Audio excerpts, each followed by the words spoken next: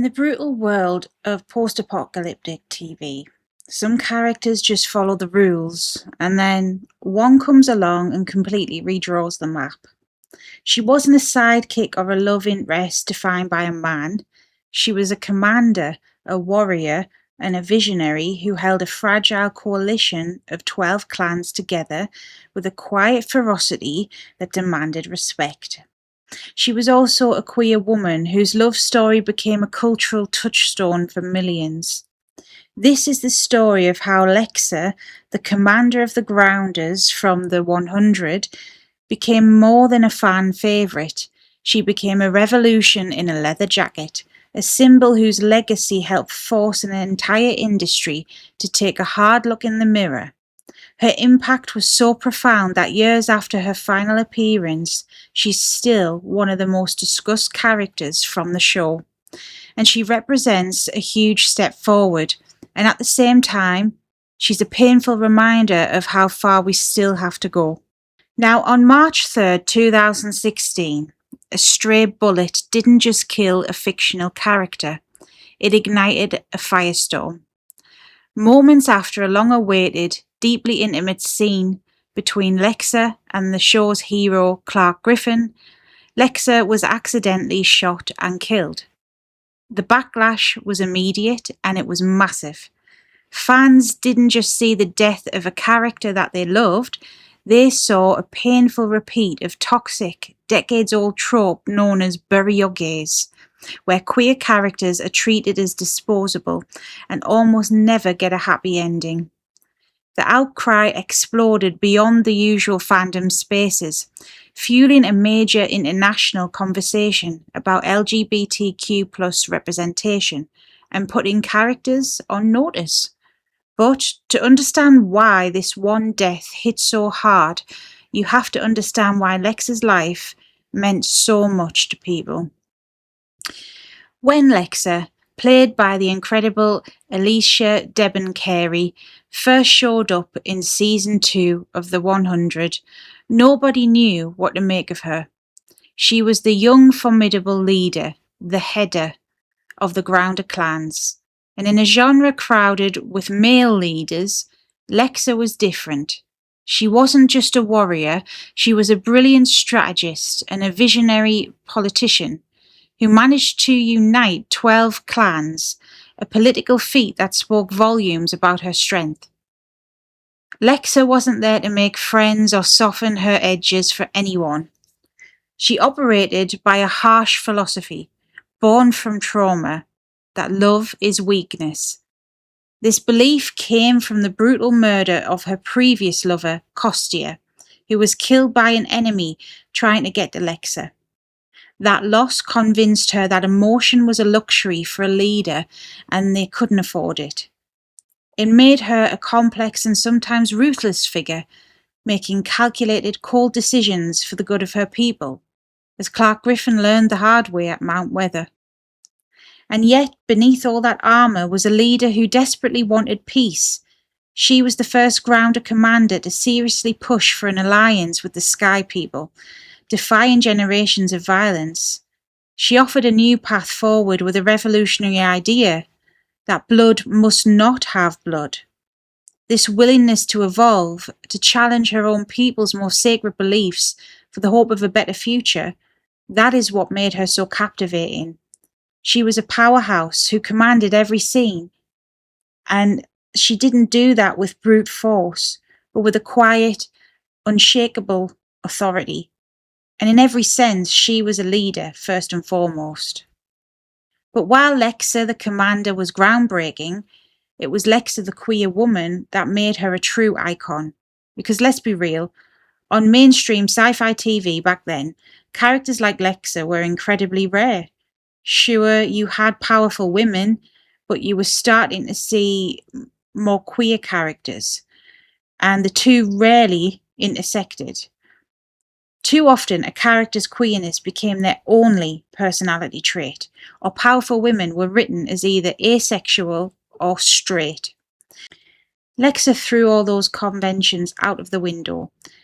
She was openly and casually queer. It was simply a part of who she was.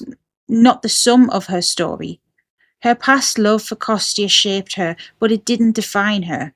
That is until she met Clarke Griffin, and their relationship, which fans quickly and passionately dubbed Clexa, grew from a tense alliance into a deep, complex and powerful romance. What made it work was the foundation of mutual respect. They were equals, two leaders crushed by impossible choices. They saw themselves in each other. And this wasn't some minor side plot. No, their relationship was central to the entire show. For legions of LGBTQ plus viewers, Clexa wasn't a ship. It was a meaningful representation that treated a same-sex romance with the same gravity as its straight counterparts. Their first on-screen kiss was a milestone that made the fandom explode and drew widespread attention.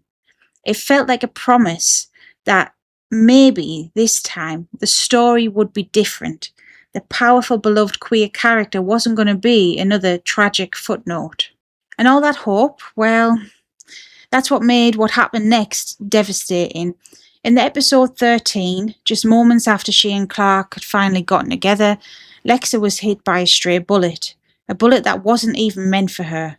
And fans, well, they reacted. This wasn't just a tragic twist, oh no, it was a textbook and infuriating example of bury your gays. This trope points to a long and ugly history in the media where LGBTQ plus characters are killed off at a shockingly high rate, often right after a moment of happiness, sending a harmful message that queer love leads to tragedy. Now, to be fair, the show's creators were also dealing with the actress, Alicia, being cast in another show. But for viewers who were tired of seeing themselves killed off on screen, the result was the same. The backlash grew so large that it moved beyond fan forums and into mainstream media, forcing a wider conversation about on-screen representation. The showrunner, Jason Rothenberg, eventually apologised and admitted that he hadn't fully understood the hurtful history he was tapping into. Lexa's death, though fictional, became a real-world catalyst. It was a turning point that made writers and producers everywhere far more aware of the damage that these tropes can cause. Lexa's story is a perfect example of why representation matters, both when it succeeds and when it fails. What other characters do you think had a similar impact? Let me know in the comments. And for more deep dives into characters who shape TV, make sure to hit subscribe. So, years after her final scene, Lexa's legacy is, well, complicated, but absolutely undeniable. On the one hand, she's remembered as a trailblazing character for both female leadership and queer representation in sci-fi. She was a powerful, complex lesbian who commanded her people and anchored the central romance of a major network show. The Clexa relationship is still adored, and for many it was the first time they saw a queer relationship given that much depth and importance. The fan response even led to the creation of ClexaCon, a huge convention that celebrated LGBTQ plus women and characters in media. But on the flip side, her story is forever tied to bury your gays. Her death remains a key example of the trope and a painful lesson in how media can let down its marginalised audiences.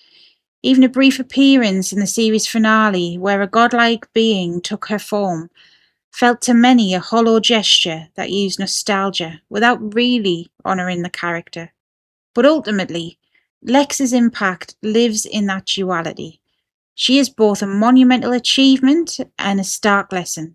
She's a revolution in a leather jacket who proved that a powerful leader could be a queer woman and that a queer romance could be the heart of a sci-fi epic. Her fight on the show might be over, but conversations she started about power, love, stories we all deserve to see on our screens are far from finished. Thank you so much for watching and listening. If you made it this far, please remember to hit subscribe and the bell to be notified for more videos. And until next time, take care. Bye bye.